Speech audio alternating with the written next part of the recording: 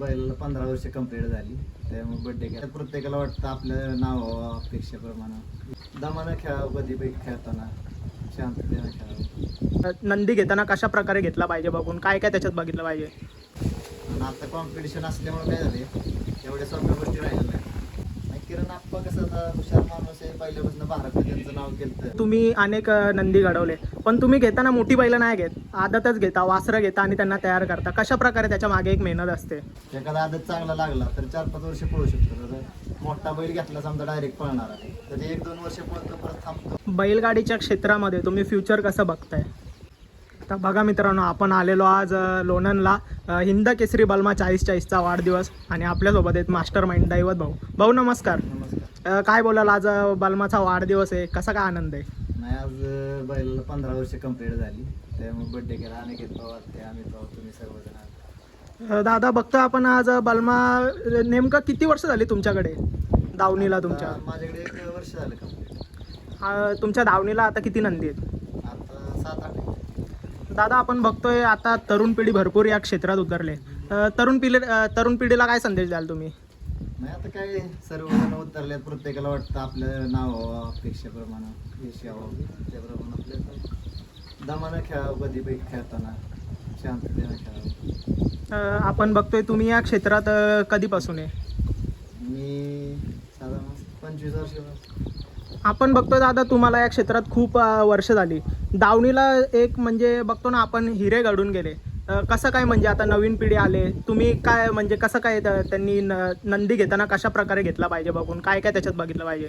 सुरुवातीला तर लहान वासरू कधी बी घेतलेलं चांगलं, कारण की स्वतः तयार केलेलं बैल जास्त देऊ शकतो. नवीन जास्त रकमेला घ्यायचं, कमी जास्त व्हायचं, पळताना होते ते सेट जावाना, म्हणजे भरपूर हे येतं.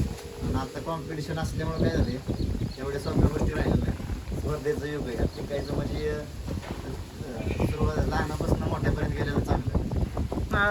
आम्ही काल एक यूट्यूबला बाईट बघितली आप्पांची, त्याच्यामध्ये आप्पा बोलले की दैवत भाऊंचा मला खूप मोठा सपोर्ट असतो. ते मी त्यांच्यापेक्षा मोठा आहे, पण मला असं म्हणजे कधी लाज वगैरे वाटत नाही त्यांना पैऱ्याचं वगैरे विचारायला. तुम्ही प्रत्येकाला पैऱ्यासाठी मदत करता, काय सांगाल. किरण आप्पा कसं आता हुशार माणूस आहे, पहिल्यापासून भारतात त्यांचं नाव केलं. त्या दिवशी बैल पोहायला बोलावलं होतं, त्यांचा मित्र होता, ते गेलतो. तर त्यांना मी पाठीमागे मला असं बोलता विषय होता. आप्पा म्हणलं एवढी बैल तर तुम्ही 2-4 मोठी बैल तर 2-3 वासरं आदतची मैदान आता घाटावरती जास्त पडतात ना, तर म्हणलं 2-3 वासरं तयार करा. 2-3 मध्ये 1-2 लागले तरी नाव होईल, घरच्या गाड्या पळते ना, दोन्हीकडे खेळायला येते ना, जास्त आता आदतची मैदानं पडतात. त्याच्यामुळे म्हणलं आप्पा 2-3 कोंड घ्या. दादा तुम्हाला मुंबईचा खेळ आणि घाटावरचा खेळ याच्यामध्ये काय फरक जाणवतो. नाही तर मुंबईला पहिल्यापासून मुंबईत आपण बिनजोड खेळायला चांगलं आहे. मुंबईच्या ह्यानं बिनजोडचा खेळ चांगला आहे. घाटाला 3 फेऱ्याच्या ह्यानं चांगला आहे. दादा आपण बघतो तुम्ही अनेक नंदी घडवले, पण तुम्ही घेताना मोठी बैलं नाही घेत, आदतच घेता, वासरं घेता आणि त्यांना तयार करता. कशा प्रकारे त्याच्या मागे एक मेहनत असते. नाही तर चांगला आदत बघून हे बलमासारखी बलमा आहे, बारका सोने बाईचे आहे, म्हणजे यांच्या काळात शिकवली की वासरं चांगली काढते, तर त्याचं प्रॉफिट राहते. बारक्या वासरं घेऊन मोठी करण्याची मजा बी आहे आणि तोटा होत नाही. आपण लाईफ टाईम म्हणजे 4-5 वर्ष बैल पळवायला. एखादा आदत चांगला लागला तर 4-5 वर्ष पळू शकतो. तर मोठा बैल घेतला समजा डायरेक्ट पळणार आहे, तर 1-2 वर्ष पळतो, परत थांबतो, कमी जास्त होतं, मग त्याच्यापेक्षा रक्कम कमी जास्त द्यावी लागते. बैलगाडीच्या क्षेत्रामध्ये तुम्ही फ्युचर कसं बघताय. नाही आता काय होतंय, भरपूर लोक मोठीच म्हणजे आले, त्यात फार थोडी लोक आहेत की स्वतः तयार करून घडवणारी माणसं थोडी राहिली. आता डायरेक्ट काय होते, लोक जास्त पैशाला घेऊन जे ते नाव करायला, म्हणजे झटपट नाव करायला माणसांना आता त्या मागे लागले. आपण बघतो तरुण पिढी भरपूर उतरले, त्यांचा या क्षेत्राकडे बघण्याचा दृष्टिकोन वेगळा आहे. त्यांचं म्हणणं असं आहे की बैलगाडी क्षेत्रात पैसा कमावला जातो. आता तुम्ही या क्षेत्रात खूप जुने, तुमच्या मते नक्की काय बैलगाडी क्षेत्र म्हणजे काय. पैसा कमवण्याचा मार्ग आहे की अजून त्याच्यात पैसे जातात, स्वतःकडे मानधन पाहिजे, कसं काय. म्हणजे पैसा कमवण्याचं हे क्षेत्र नाही तसं.